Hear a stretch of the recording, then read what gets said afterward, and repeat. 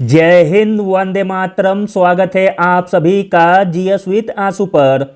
आज की यह वन शॉट की वीडियो बीपीएससी एग्जाम पर भारी पड़ने वाली वीडियो है, क्योंकि वन शॉट पर 25 ऐसे महत्वपूर्ण करंट अफेयर के प्रश्नों को कर लेते हैं तो एग्जाम क्लियर हो जाएगा।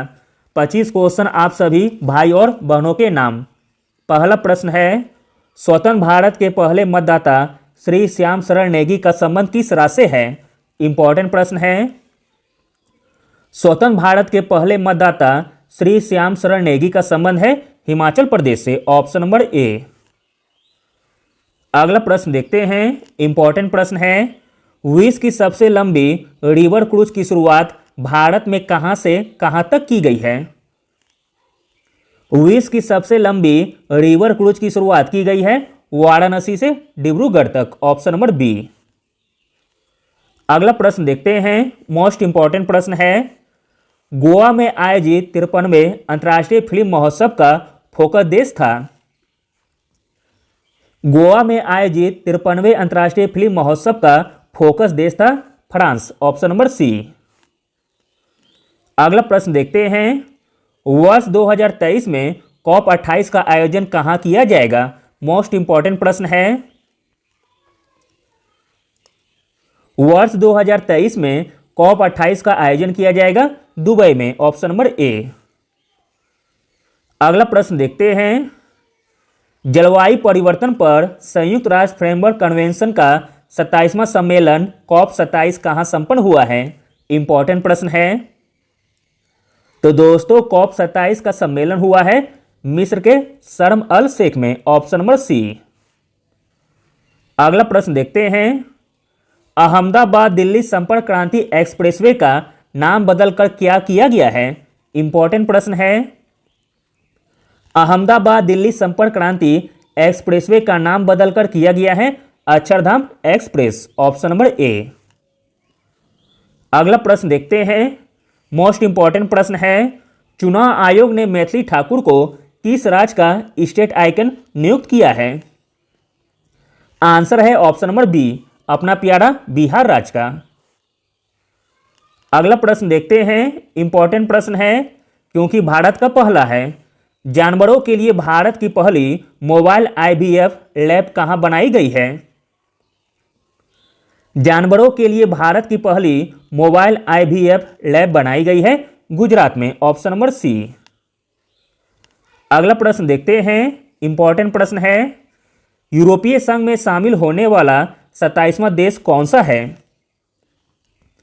यूरोपीय संघ में शामिल होने वाला 27वां देश है Croatia. Option number A.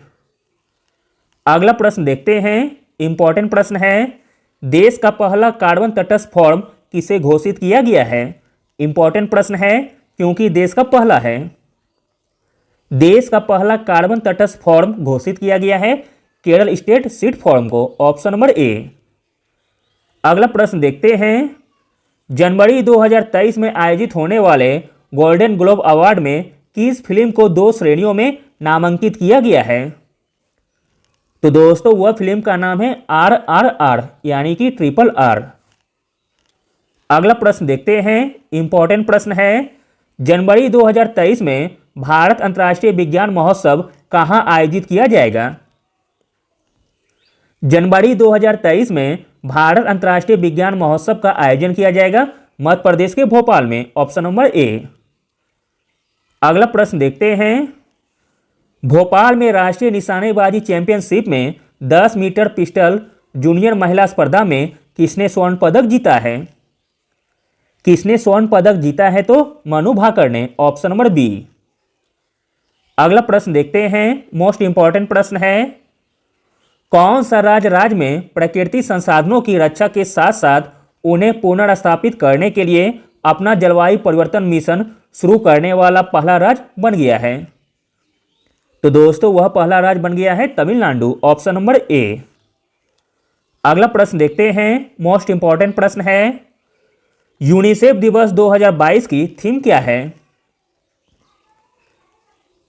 UNICEF दिवस 2022 की थीम है all girls deserve better, the world deserve better. Option number C. UNICEF दिवस 2022 की थीम है all girls deserve better, the world deserve better. UNICEF दिवस हर साल 11 दिसंबर को मनाया जाता है।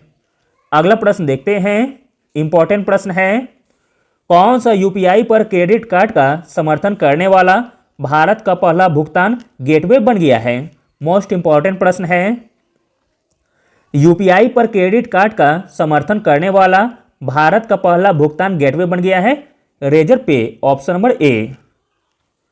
अगला प्रश्न देखते हैं, इंपॉर्टेंट प्रश्न है, 8 दिसंबर 2022 को राष्ट्रीय कृषि और ग्रामीण विकास बैंक यानी कि नाबार्ड के अध्यक्ष के रूप में किसे नियुक्त किया गया है? नाबार्ड के अध्यक्ष के रूप में नियुक्त किया गया है केवी साजी जी को, ऑप्शन नंबर सी।